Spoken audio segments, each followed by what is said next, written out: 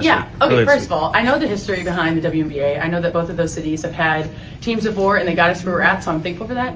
All I was really getting at is like Broadway, the off-court lifestyle, and so I think that is really intriguing. I think Miami's intriguing. That's all I was getting at. I'm thankful for what they've done for our history of the sport. There are players in the WNBA who clock in, handle their responsibilities, and head home. And then there's Sophie Cunningham. She stepped onto the most talked-about team in women's basketball, instantly started putting opponents on the floor, went viral overnight, and then sat down to reveal every truth she'd been holding back about what it's really like to play alongside the most polarizing player in the world. What she shared didn't just catch people off guard, it completely dismantled the narrative many had already accepted as fact. To understand why this matters, you have to rewind to January 31st, 2025, the day Sophie Cunningham's life changed in a way she likely never saw coming. She had spent 6 seasons grinding with the Phoenix Mercury, building a reputation as a tough, dependable guard who could light it up from deep and wasn't intimidated by anyone. Then the news broke. She'd been traded to the Indiana Fever. Not just any team, the Indiana Fever, home of Caitlin Clark, the most scrutinized athlete in women's sports, surrounded by more cameras, controversy, and national attention than any team in WNBA history. And the trade itself was massive. A 10-team blockbuster that sent shockwaves across the league. Cunningham didn't ease into her new environment. She was dropped straight into the chaos. And what followed revealed exactly who she is. Here's what almost no one talks about. Cunningham's beginning in Indiana wasn't smooth. She rolled her ankle during the preseason, delaying her debut until May 22nd. Just a week later, another ankle injury sidelined her for 2 more weeks. She was adjusting to a new city, a new coach, a new system, and new teammates, all while dealing with physical setbacks and trying to regain her rhythm. Those early weeks were tough. The chemistry wasn't there. The flow was off. There were legitimate doubts about whether the trade would pay off at all. But just before the All-Star break, something shifted. Cunningham was moved into the starting lineup, and she didn't just settle in, she took off. Over 13 games as a starter, she averaged 11.2 points while shooting better than 51% from the field. During that stretch, she was arguably the most efficient player on the roster. The Fever had found their enforcer, and she was only getting started. Nothing in the 2025 WNBA season sparked more raw, immediate reaction than what happened on June 17th. The Fever were hosting the Connecticut Sun, and the game had been physical from the start. In the third quarter, Sun guard J.C. Sheldon poked Caitlin Clark directly in the eye, a play that usually results in little more than a shrug and a free throw. But Sophie Cunningham wasn't letting it slide. 1 quarter later, she grabbed Sheldon and pulled her straight to the floor in front of the entire arena. She was ejected instantly, and the clip spread everywhere. Social media exploded overnight. Cunningham gained hundreds of thousands of followers on Instagram within hours. Her TikTok following jumped from 300,000 to over 1.2 million.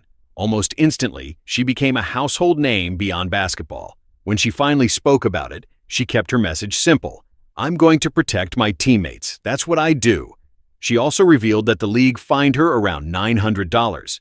And she made one thing unmistakably clear. She had 0 regrets. That moment wasn't just another viral highlight. It completely reshaped how the public saw Sophie Cunningham. What made the aftermath of that altercation even more compelling was what Cunningham revealed soon after on her brand new podcast, Show Me Something, which she launched with her childhood friend and reality TV personality West Wilson. She didn't hold anything back. She confirmed something that had been circulating as rumors for months, that during her time with the Phoenix Mercury the previous season, there were real locker room discussions about how to deal with Caitlin Clark during her rookie year. She validated what many had suspected, but few were willing to openly admit. Players across the league were intentionally targeting Clark. To test her, to send a message, ours to show her what the WNBA is really about, as Cunningham put it. She acknowledged that, to some extent, that's how rookies are treated. But when it came to Clark, she said things had gone too far. Now, being her teammate and witnessing it firsthand, Cunningham said, I'm like, what are people doing? It's just too much. I'm over it.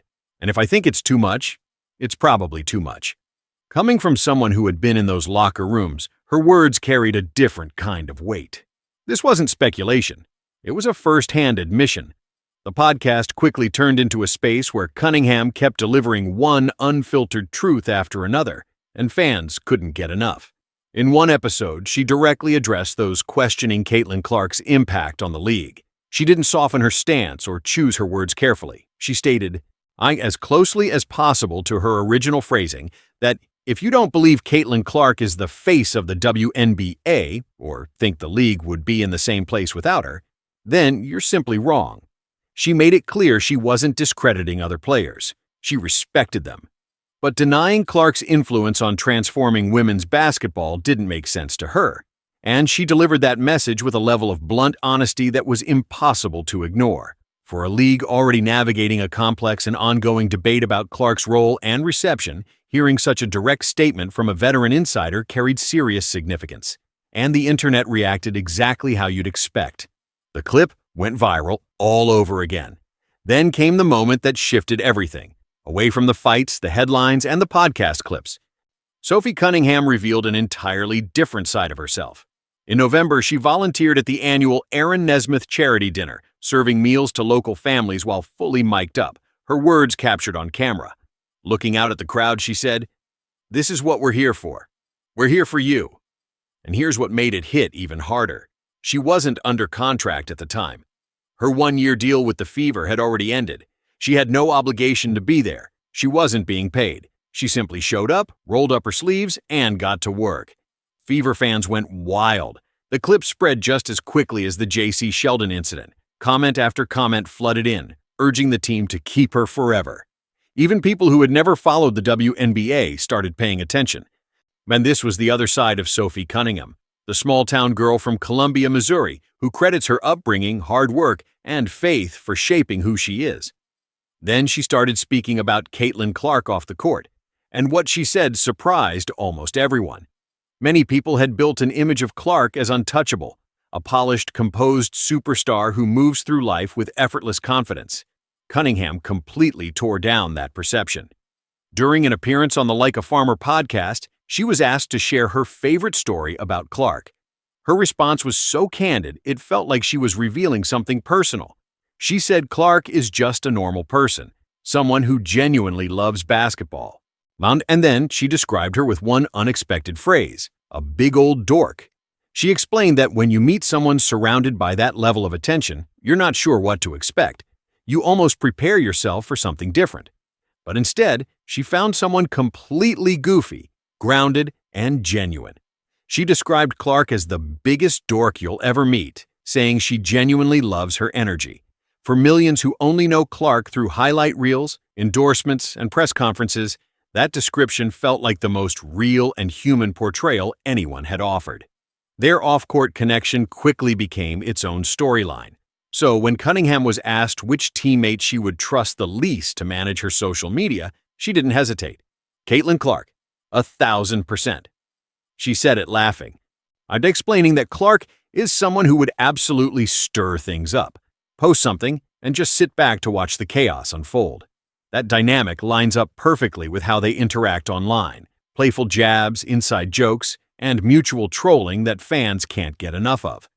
In August, Cunningham posted a video alongside teammate Lexi Hull in swimwear, jokingly pitching themselves as Indiana Fever mermaids on their way to a game, even teasing bikini sponsorships. Clark also started circling into Cunningham's podcast world. When a fan asked if Clark would appear on Show Me Something, the account replied with a single word, soon. And based on how the two communicate publicly, that basically confirmed it. But behind all the humor and viral moments, the season took a brutal turn. By August, the Fever were dealing with an almost unbelievable wave of injuries. Caitlin Clark, battling a groin issue, a bone bruise, and a quad strain, managed to play only 13 games all season. In total, 5 players, including both Clark and Cunningham, were eventually ruled out for the year. At one point, the roster was so depleted that the team qualified for an emergency hardship exception. Cunningham herself had been hitting her stride until August 17th, when Connecticut Sun guard Brianne January accidentally collided with her leg, resulting in a torn MCL. Surgery followed, and just like that, her season was over. The same player who had fought her way into the starting lineup, averaged over 11 points per game in that role, and become one of the team's most beloved figures, was suddenly sidelined before the playoffs even began. From the bench, she watched as a severely undermanned Fever team somehow pushed the eventual champions, the Las Vegas Aces, to 5 games in the semifinals. Their resilience was remarkable, but for Cunningham, watching it all unfold without being able to contribute had to hurt. What happened after the season was just as compelling as everything that came before it. With her one-year, $100,000 contract expired, Cunningham entered unrestricted free agency at a time when the league itself was in flux. CBA negotiations between the WNBA and the Players Association had stalled, leaving uncertainty around salaries and even the timing of free agency. She then signed with Project B, a new global 5-on-5 touring league, securing a deal worth over $2 million per year, roughly 8 times the top WNBA salary at that time. At the same time, she began expanding her presence beyond basketball. Between her podcast, growing social media platform, and endorsement opportunities, it was clear she was building something much bigger than just her on-court career. Still, throughout it all, she continued to express her desire to return to the Fever and play alongside Clark again. By mid-March 2026, the CBA was finally resolved, and free agency officially opened, bringing her future in Indianapolis back into focus. Then came another unexpected milestone. By the end of 2025, Google's annual Year in Search rankings revealed something no one could have predicted at the start of the year. Sophie Cunningham ranked number 7 among the most searched athletes in the United States. Caitlin Clark, who held that exact position in 2024, didn't appear on the list at all. In a way, Cunningham had taken her spot. When it was brought up on her podcast, she responded the same way she approaches almost everything, honestly, without any performance. She admitted she didn't quite know how to feel about it. She said it was kind of cool to be the only woman in the top 10, but immediately shifted the focus to Clark's absence, pointing out that Clark had only played 13 games all season. She wasn't celebrating. She wasn't making it about herself. Her first instinct was to think about her teammate, and that reaction, more than nearly anything else she said all year, revealed exactly who Sophie Cunningham is when the spotlight fades. And now, here's where things stand. The 2026 WNBA season is scheduled to tip off on May 8th, assuming the new CBA holds.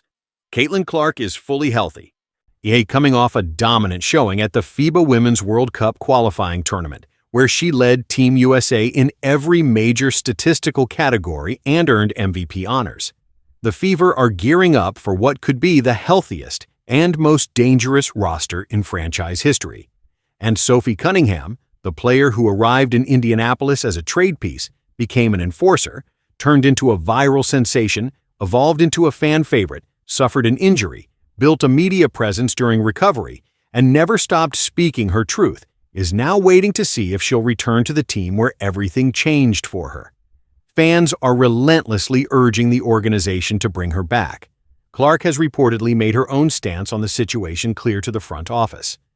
With the expansion draft introducing 2 new teams, Toronto and Portland, the Fever's roster decisions have become one of the most closely followed storylines in women's basketball heading into the new season. No matter what happens next, one thing is undeniable. Sophie Cunningham stepped into a situation full of expectations, shattered all of them, and somehow emerged even more authentically herself. She spoke openly when no one asked her to, stood up for her teammate when no one else did, and showed up to serve strangers without a contract or obligation. That's not an image. It's who she is. And that's exactly why people can't look away. There are players in the WNBA who show up, handle their responsibilities, and go home. And then there's Sophie Cunningham, a player who joined the most talked-about team in women's basketball.